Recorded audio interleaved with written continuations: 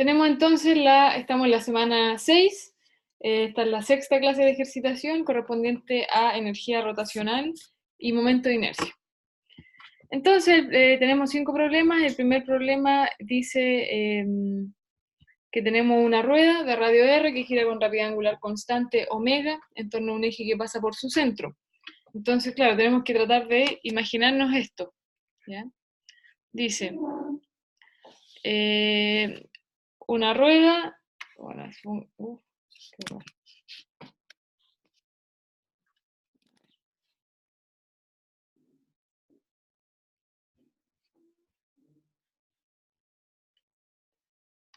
Suponiendo que esa es la rueda, tiene radio R y dice que tiene una rapidez angular constante, omega, en torno a un eje que pasa por su centro, o sea, está girando respecto a su centro.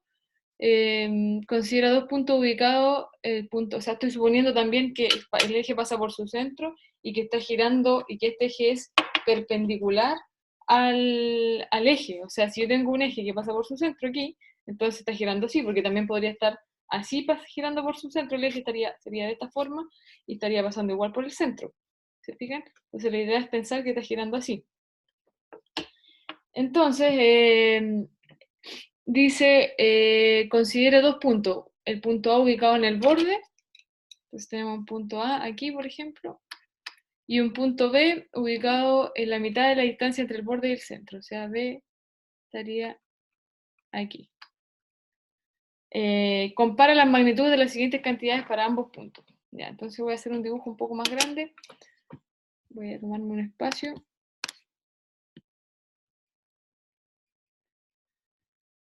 Un poquito más. Ya. Ya, entonces lo que tenemos que comparar, voy a hacer de nuevo tratar de hacer el círculo. A ver. Esta cuestión no se puede hacer círculo. Ya, bueno, ahí nomás.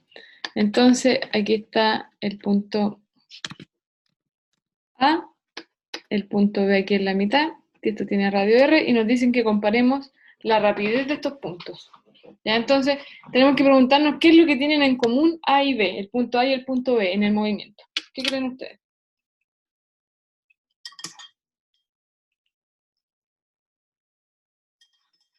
¿Qué es lo que tienen en común? Velocidad angular. La velocidad angular. Muy bien, Luis. Entonces, tienen la rapidez angular o la velocidad angular de A es la misma que la de B, y eso es omega en el fondo, que es la que nos definen acá. Esta, omega. Entonces, ¿cómo sabemos que tienen la misma velocidad angular? ¿Por qué tienen la misma velocidad angular? Corren en el mismo ángulo, en el mismo tiempo. Exacto. Entonces, como en el fondo omega es la variación de ángulo en la variación de tiempo, y estos van al mismo tiempo, es decir, cuando A da una vuelta, por ejemplo, B también tiene una vuelta. Y el ángulo que barren, cuando A da una vuelta, sería un ángulo completo, 2π radianes. Y B también recorre 2π radianes. Por eso entonces, como tienen el mismo delta teta en el mismo delta t, en el fondo el mismo ángulo barrido en el mismo tiempo, tienen la misma rapidez angular. Ahora, eso es lo que sabemos que tienen en común, pero lo que nos piden es que comparemos su rapidez. Entonces, con rapidez se refieren a V. Entonces queremos saber si la rapidez de A es igual a la rapidez de B. ¿Cómo calculamos la rapidez lineal, o rapidez tangencial, o rapidez sola? Es la misma, son tres maneras de decir lo mismo: rapidez lineal o rapidez tangencial. ¿Se relaciona esta rapidez con la rapidez angular?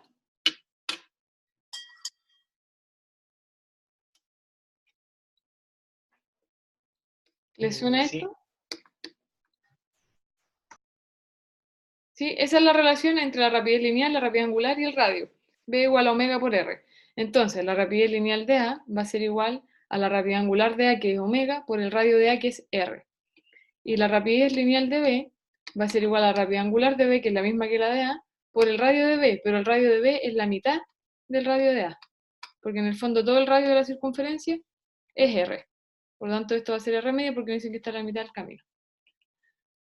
Por ende, si se fijan aquí, este omega por r es lo mismo que esto que está acá, la rapidez de A. Por lo tanto, podemos decir que la rapidez lineal de B es la rapidez lineal de A partido por 2. O sea que la rapidez lineal de A es el doble que la rapidez lineal de B. O sea, A va más rápido, el punto A va más rápido que el punto B.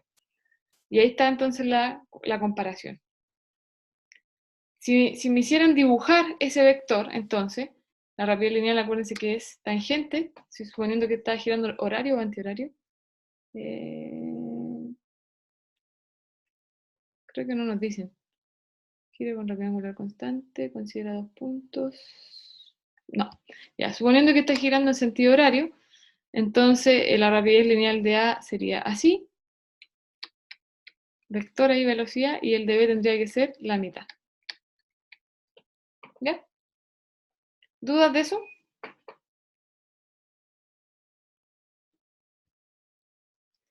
Después nos piden que comparemos la aceleración tangencial. Ahí, la aceleración tangencial.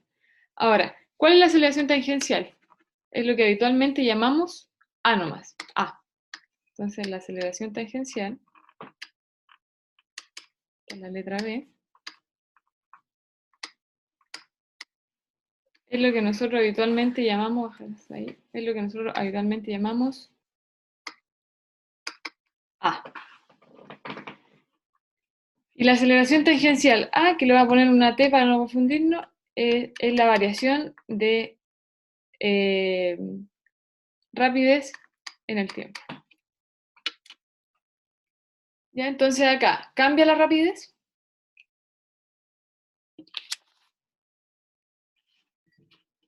No, No, ¿por qué no cambia la rapidez?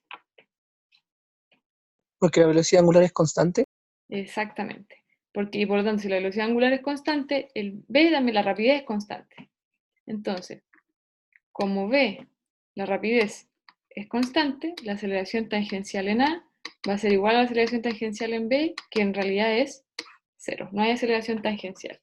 Pero hay aceleración radial o centrípeta, que en el fondo es la que se encarga de la dirección.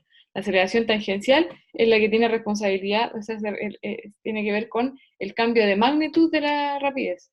En cambio, la aceleración radial o centrípeta tiene que ver con el cambio de dirección de la velocidad. Entonces, ¿cómo calculamos la aceleración radial? Hay una ecuación también.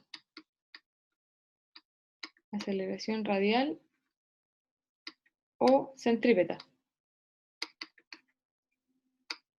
¿Cómo se calcula? ¿Se acuerdan? Hay una ecuación. D cuadrado partido por R. D cuadrado partido por R. Entonces, por ejemplo, para A sería la rapidez de A al cuadrado, partido por el radio de A, que es R. Y la rapidez de A, bueno, dejémoslo así. Bueno, podemos dejarlo que es como la rapidez angular por el radio, en este caso R. Partido por R y se nos va S. Y nos queda que la aceleración centrípeta o radial de A es omega cuadrado por R. Y para B, tenemos la rapidez de B al cuadrado partido por R, pero habíamos visto que la rapidez de B era, acá está, omega cuadrado por R cuadrado, pero partido en 2. ¿Por qué puse A? Tengo un 2. Acabo de cachar. Pero un 2. Nada que ver. Ahí. Entonces esto partido por 2, pero 2 al cuadrado nos queda 4, y todo eso partido por R. ¿Está bien o no? Pero el radio de B es R medios, es la mitad. Entonces esto es R medios, ese medio pasa para arriba. Entonces se nos va S con S, ese se nos va con este, nos queda un 2, y nos queda que la aceleración centrípeta de B es omega cuadrado por R partido en 2. O sea que es, de nuevo, nos queda la aceleración centrípeta de A, es el doble de la aceleración centrípeta de B. Esa es la relación que hay. ¿Dudas?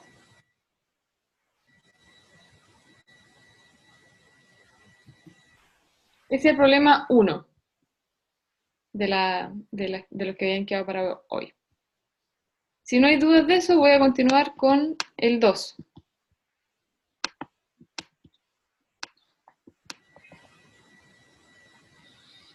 Problema 2 dice, una rueda de radio R gira con aceleración angular constante alfa en torno a un eje que pasa por su centro. En el fondo podemos imaginar la misma rueda anterior, pero ahora tiene aceleración angular. Y nos piden de nuevo considerar los mismos dos puntos, A que está en el borde, B está en la mitad, y nos dicen que en un instante la rueda tiene rapidez angular omega. Y nos piden comparar las magnitudes también, de nuevo, de la rapidez de la aceleración tangencial y de la aceleración radial. Entonces, bueno, algo bastante similar a lo anterior. Esta vez, como les decía, esta vez tenemos aceleración angular.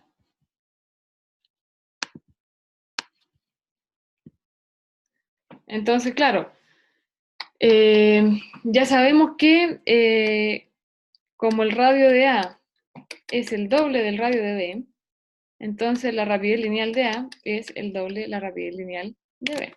Eso ya lo habíamos visto. Entonces sería la primera parte.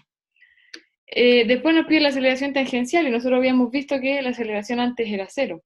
Claro, pero la aceleración tangencial es la variación de velocidad en la variación de tiempo. Entonces, en el fondo yo puedo decir, mira, voy a suponer que esto partió del reposo, por ejemplo. Y conociendo esta relación a la que llegamos previamente, que la rapidez lineal de A es el doble de la rapidez lineal de B, yo voy a decir, bueno, voy a dividir todo esto por el tiempo, o voy a derivar respecto al tiempo. Y nos queda que la rapidez lineal en el tiempo, suponiendo que, insisto, la partió del reposo, va a ser igual a 2 veces la rapidez de B en el tiempo. Y esto en el fondo lo podemos considerar como la aceleración.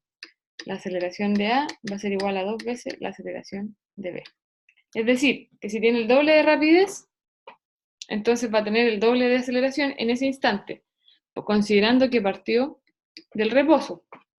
Ya de otra manera tendríamos que derivar eso, y en realidad vamos a llegar a lo mismo. Pero no hemos visto derivar, así que por eso yo lo hago una división por el tiempo. En el fondo, los puntos partieron al mismo tiempo. Y luego la aceleración radial. La aceleración centrípeta, bueno, es lo mismo. Como sabemos que la aceleración centrípeta es v cuadrado partido por r, y v es omega por r, se nos va S y nos queda que la aceleración centrípeta también yo la puedo escribir como omega cuadrado por r. Entonces, como el radio de A es el doble del radio de B, y aquí hay una relación directa entre el radio y la aceleración centrípeta porque los dos tienen el mismo omega, entonces la aceleración radial o la aceleración centrípeta de A sigue siendo el doble de la aceleración centrípeta de B. Y ahí estaría el segundo problema de la clase de hoy. ¿Alguna duda hasta ahí?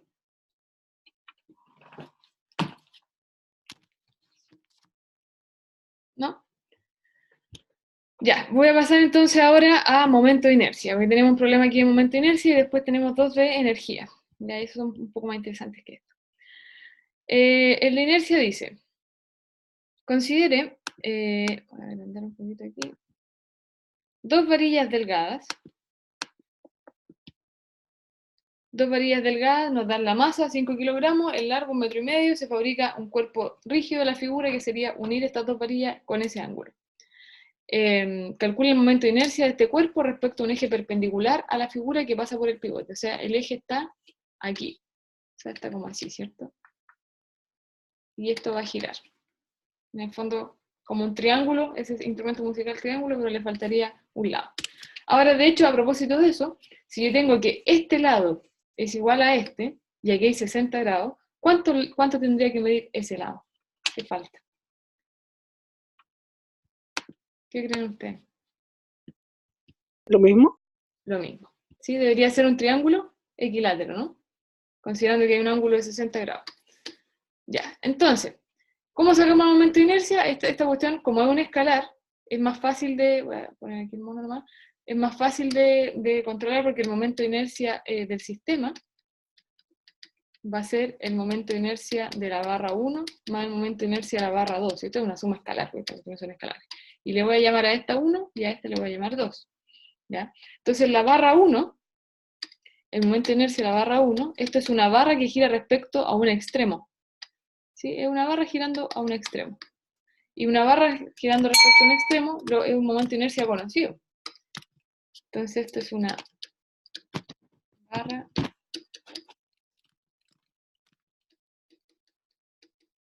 pivoteada en un extremo.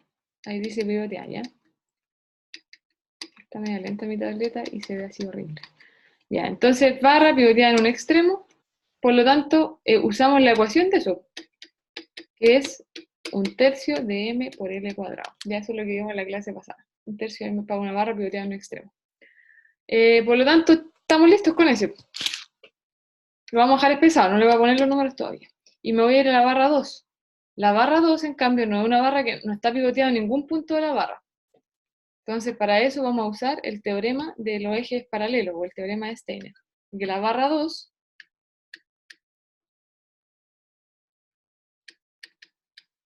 en el fondo es una barrita así. Uy. Es una barra así. Me ha quedado bien. Ya, supongamos que está recta. Es una barra así y está girando aquí. Entonces, lo que tenemos que preguntarnos, para poder usar el teorema de los ejes paralelos, el eje que está pasando aquí por el pivote, ¿es paralelo a un eje que pase por el centro de masas de esto? Suponiendo que esto, porque nos dicen que es homogénea, ¿no? Ya, no nos dicen que es homogénea, la vamos a tener que suponer. Suponiendo que las barras son homogéneas, tiene una distribución homogénea de masa. Este eje que está pasando por aquí, ¿es paralelo a un eje que pasa por el centro de masa? Para poder usar el teorema de los ejes paralelos. ¿Se lo imaginan? Porque ¿qué dice el teorema de los ejes paralelos? Dice que si yo quiero pivotear esto respecto al punto P, entonces el momento de inercia va a ser el del centro de masa más la masa total por la distancia entre los ejes al cuadrado. ¿Qué distancia? Esta, entre los ejes, que sería un eje que pase por el centro de masa y un eje que pase por P. Entonces, si esto está girando respecto al centro de masa, por ejemplo, en ese caso el momento de inercia también es conocido para una barra que gira respecto a un eje que pase por su centro de masa, y que es 1/12 de ml cuadrado, que también lo vimos en la clase pasada. Y ese eje es efectivamente paralelo a un eje que pase por el punto P, que es respecto al cual está girando esto. Entonces, podemos usar el teorema de los ejes paralelos. Ahora,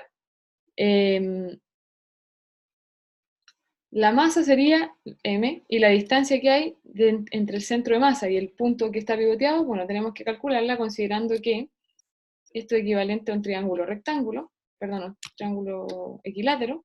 Entonces aquí está el punto P, aquí está el centro, el que necesitamos saber esta distancia d, y acá yo tengo 60 grados. Voy a el chat.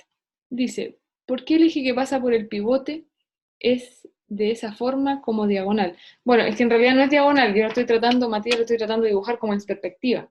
¿Ya? El eje está saliendo de la pantalla, es perpendicular a la pizarra, a la pantalla, al cuaderno. Y ahí lo estoy tratando de dibujar así como para que vean que sale en el fondo, o entra.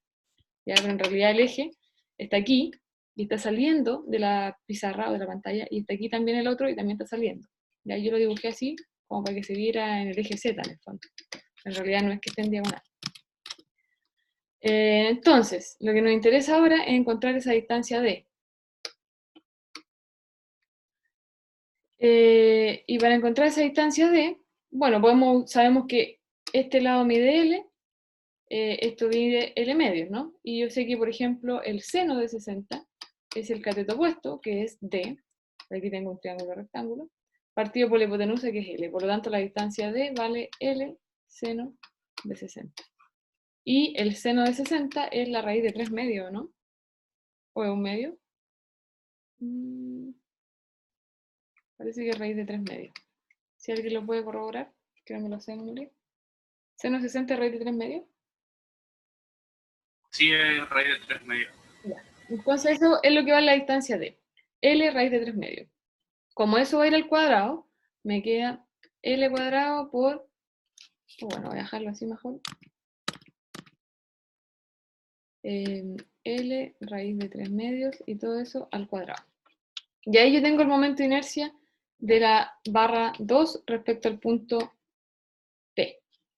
Entonces el momento de inercia 2 va a ser 1 partido en 12 ml cuadrado más ml cuadrado. Este 3 en raíz me queda 3 y acá un 4. Entonces hay que sumar un 12avo más 3 cuartos. Mínimo múltiplo podemos sacar, a mí me dio 10 doceavos. El momento de inercia 2. 10 doceavos ml cuadrado. ¿Les da eso?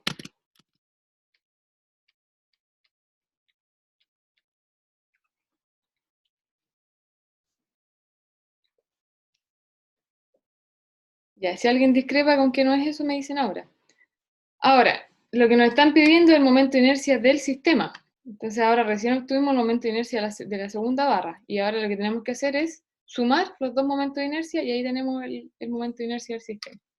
Entonces el momento de inercia del sistema es el 1 más el 2. Y el 1 era 1/3 de ml cuadrado. 1/3 de ml cuadrado, que es lo que teníamos aquí. ¿Cierto? Esto. Y el 2 es 10 doceavos ml cuadrado. Entonces, si yo sumo eso, a mí me da 14 doceavos, o lo mismo que 7 sextos, ¿no? Ml cuadrado.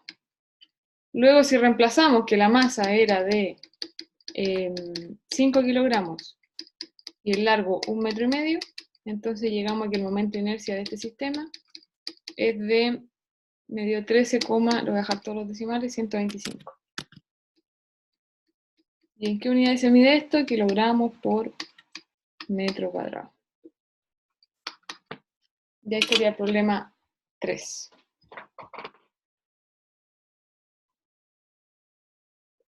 Chequen que estén bien los números, por favor, chiquillos, que están con calculadora a mano. ¿Alguna duda de esto?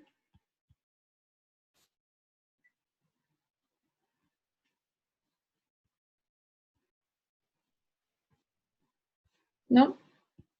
¿Facilito? Va a estar fácil esta tarea, parece. La penúltima. Si da 13,135. Sí, eso dio. Ya, perfecto. Seguimos entonces. Problema 3. 4, perdón. Penúltimo. Tenemos una varilla no homogénea. Bueno, acá por lo menos nos dicen que no es homogénea. En el otro lo tuvimos que asumir. Porque si no, no lo hubiésemos podido resolver. A ver. Claro. Ya. Dice una varilla no homogénea de largo 1,5 metros igual que la otra. Esta tiene masa de 6 kilogramos. Puede girar en torno a un eje fijo que pasa por el extremo Q. El centro de masa de la varilla está a 1 metro de Q. Se suelta la varilla desde la posición horizontal y cuando la varilla pasa por la posición vertical, su extremo P tiene una rapidez angular a 6,3 metros por segundo. Una rapidez igual a 6,3 metros por segundo. Y nos dicen que despreciemos el roce. Primero nos piden calcular la rapidez angular de la varilla al momento que pasa por la posición vertical y luego usar un modelo energético para calcular el momento de inercia de la varilla respecto a su extremo Q. Claro, acá yo no puedo usar bueno, tendríamos que usar el teorema de los ejes paralelos, tal vez para comprobar, pero miren. La gracia de este problema es que incorpora energía. Vamos a tomar un espacio. Bueno, el 5 también es con energía. Entonces nos dice, primero, la rapidez angular de la varilla, omega. Voy a hacerlo aquí abajito. Y omega yo lo puedo escribir como la rapidez lineal partido por el radio, ¿cierto? Y la rapidez lineal, porque nos dicen la rapidez angular en el momento que pasa por la posición vertical, porque esto no tiene rapidez angular constante, pues la varilla parte del reposo y acelera. Por lo tanto, tenemos que usar, tenemos que decir que la rapidez angular es v partido por r, pero es la rapidez en ese instante, en el instante p. Entonces, nos da la rapidez en el instante p. Dice, cuando la varilla pasa, aquí estoy leyendo, cuando la varilla pasa por la posición vertical, su extremo P, tiene una rapidez igual a 6,3 metros por segundo. O sea que ese lo sabemos, 6,3. Y el radio va a ser el largo de la varilla, que es 1,5. Y con eso obtenemos la rapidez angular, omega. Esa sería la rapidez angular en el punto P. ¿Cuánto les da?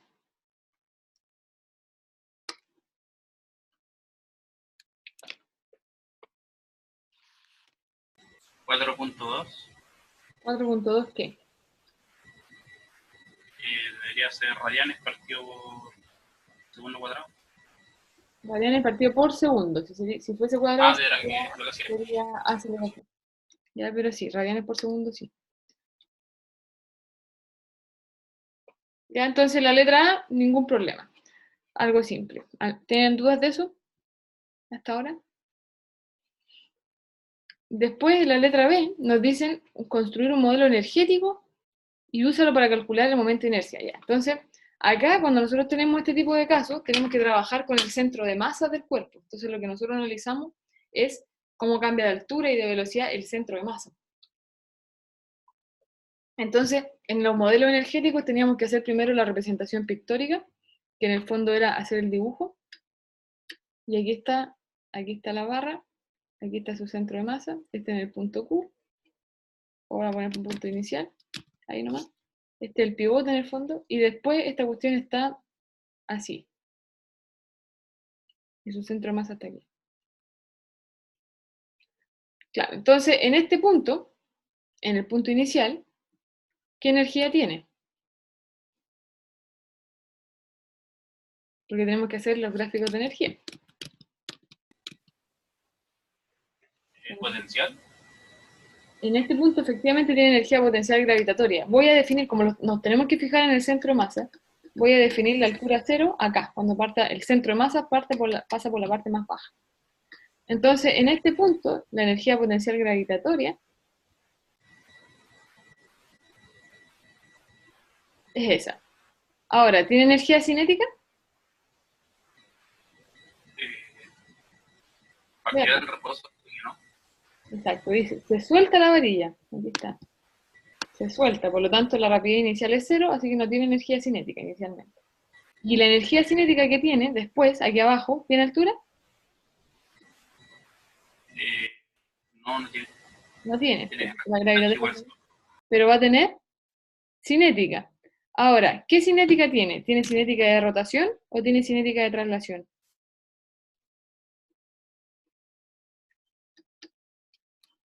¿La varilla está rotando principalmente o se está trasladando? Está rotando. Está rotando, por lo tanto la energía cinética que tiene, energía cinética de rotación. Entonces sería rotación inicial, rotación final. Y como nos dicen que no hay roce, estas barras tendrían que ser del mismo tamaño. Y ahora aplicamos conservación de la energía mecánica inicial igual a energía mecánica. Si se está moviendo el centro de masa, ¿cómo sé que no tiene energía cinética de traslación? Porque técnicamente la varilla se movió. Porque en el fondo, si tú te fijas, inicialmente, ya, este es el pivote, Q. Esta es la varilla, aquí está su centro de masa. Y después la varilla queda así. Entonces, si tú te fijas, el centro de masa hizo esto. Rotó respecto a un punto, se movió en una curva. ¿Ya? El cuerpo. La varilla, de hecho, la varilla completa, si yo miro la varilla completa generó una rotación. Por ejemplo, la varilla podría estar moviéndose así, y ahí estaría rotando, no sé si miren la pantalla ahora, la cámara. En el fondo podría estar así, y además trasladándose, y ahí tendría rotación y traslación. Ya como en el problema 5, ¿qué va a pasar eso? Que sí hay... Pero para determinar eso no se fija en el centro de masa. en este caso, el centro de masa es que terminó a una distancia igual a la inicial, una cosa así. ¿Cómo? En este caso, la distancia del centro de masa en el estado inicial es igual a la final, por ende solamente rotó. Sí, o sea, ¿Esa es como la idea? lo que te tienes que fijar es en la varilla rota, completa. ¿Ya? Y el centro de masa, por lo tanto, también, en este caso. Pero lo que pasa es que puede ser distinto en el caso siguiente, por ejemplo, que vamos a ver, tenemos un caso de una rueda así, el centro de masa está en el medio. Entonces esto puede rotar y avanzar. y el centro de masa no está rotando, el centro de masa pareciera que solo se traslada, pero el cuerpo completo sí está rotando, por lo tanto sí hay energía cinética de rotación y hay además energía cinética de traslación. Entonces tú tienes que fijarte en el fondo, nosotros usamos el centro de masa para ver el tema de la altura, porque al considerar una varilla, porque ¿qué punto de la varilla es el que voy a considerar que cambió de altura? ¿Ya? Para eso es útil el centro de masa, porque ahí estudiamos solamente la diferencia de altura del centro de masa. Pero cuando quieres ver si hay una rotación o hay traslación, te fijas en el cuerpo completo. El cuerpo completo en este caso solo está rotando porque respecto a un eje se mueve. Todos los puntos de la varilla se mueven respecto a un eje. Se mueven en curva en el fondo. ¿Ya? Con respecto a una... Ya. ¿Sí? Pero no se está trasladando, no está cambiando su posición si es que tú en línea recta, por decirlo de alguna manera. Si la traslación es en línea recta, la rotación es curva. Ya, pero el centro de masa lo usamos para la altura principalmente, para saber el tema de la energía potencial gravitatoria. De hecho, después de este problema vamos a ver algo así, con las dos cosas.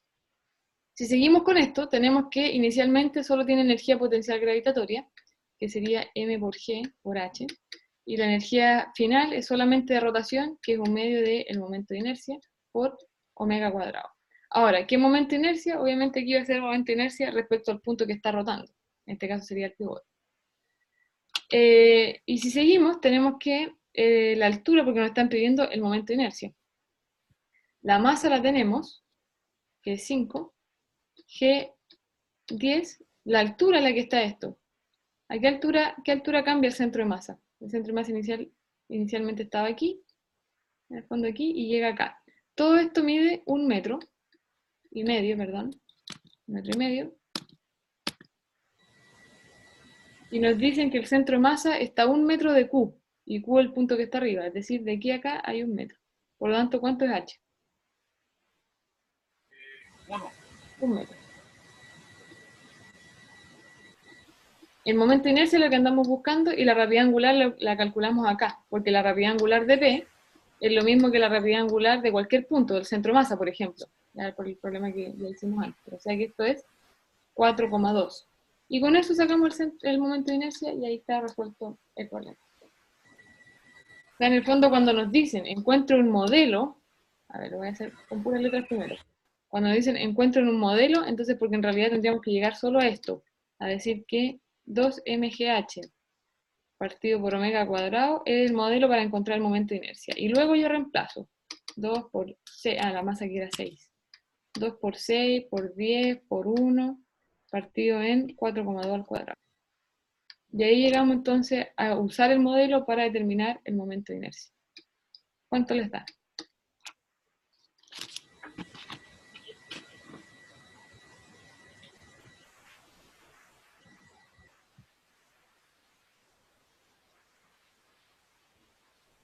¿6,8?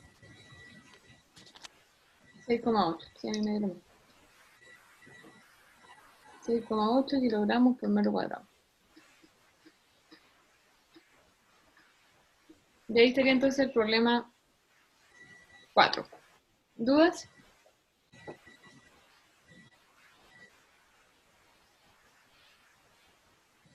¿No? Ya. El último problema, el 5. Acá efectivamente tenemos un caso de rotación y traslación. Dice, una esfera maciza, homogénea, se suelta desde el reposo, bueno, ahí es redundante eso, y luego rueda sin resbalar por la pista curva. ¿Qué significa que diga sin resbalar? Que hay conservación de la energía. Ya, de hecho, en la próxima clase vamos a analizar bien que por qué esto de que cuando no resbala se conserva la energía. Ya por ahora, en lo que nos interesa es saber eso. Construye un modelo energético que te permita calcular la rapidez del centro de masa de la esfera después de descender una altura h. Entonces, claro, acá también tenemos que hacer representación pictórica. Voy a checar aquí.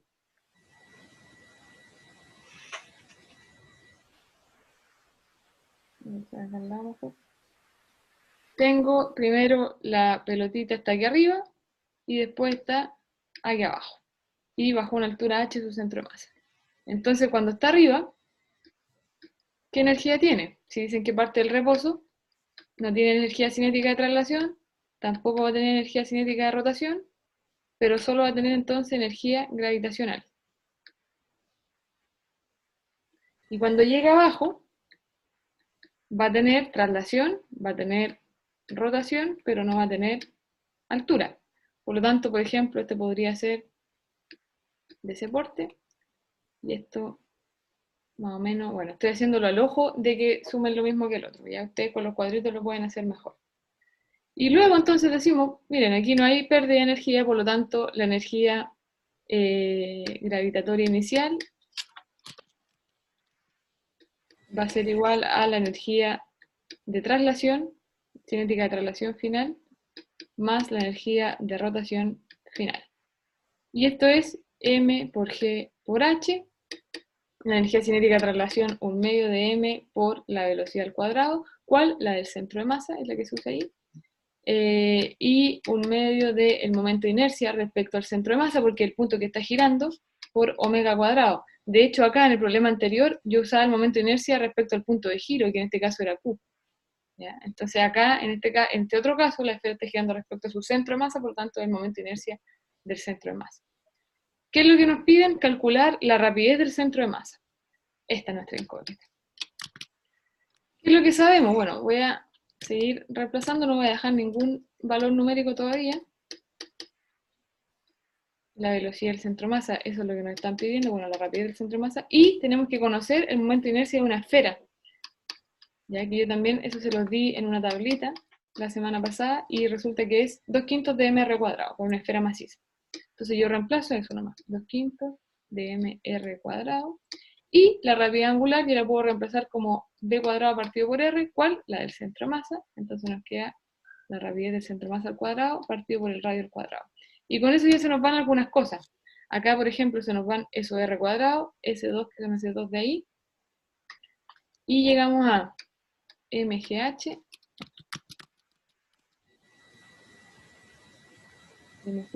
igual 1/2 de m por la velocidad o la rapidez del centro de masa al cuadrado, más S2 se me había ido, chao, nos queda 1/5 de m, 1/5 de m por la velocidad del centro de masa al cuadrado. Y entonces con eso, fíjense que se nos van las masas también, chao, y acá nos queda GH y 1/2 más 1/5, ¿cuánto 1/2 más 1/5? 7 décimos, ¿no? Sí. 7 décimos de la velocidad del centro de masa al cuadrado. Entonces, ¿cuánto vale esto? Va a ser 10 séptimos de GH en raíz. Y ya está. No tenemos ningún dato, solamente nos dan como dato la altura h. Entonces, ¿con qué rapidez llega al centro de masa? Con esto. Raíz de 10 séptimos GH. Y eso es todo. ¿Qué les parece? ¿Dudas?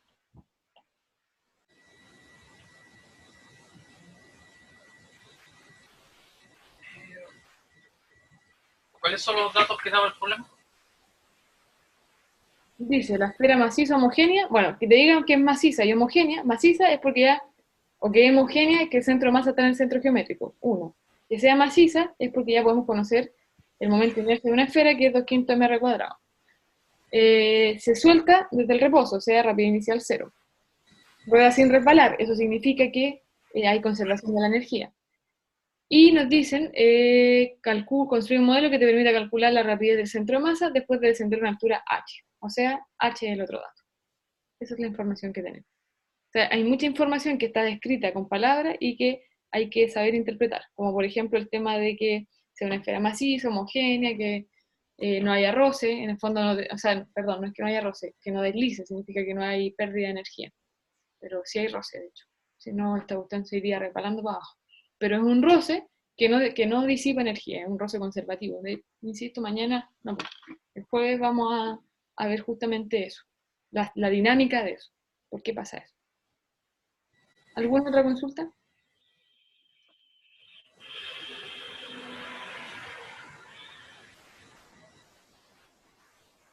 ¿No? Entonces, si no hay consulta, chiquillos, lo dejamos. Estos son los problemas que teníamos que ver hoy.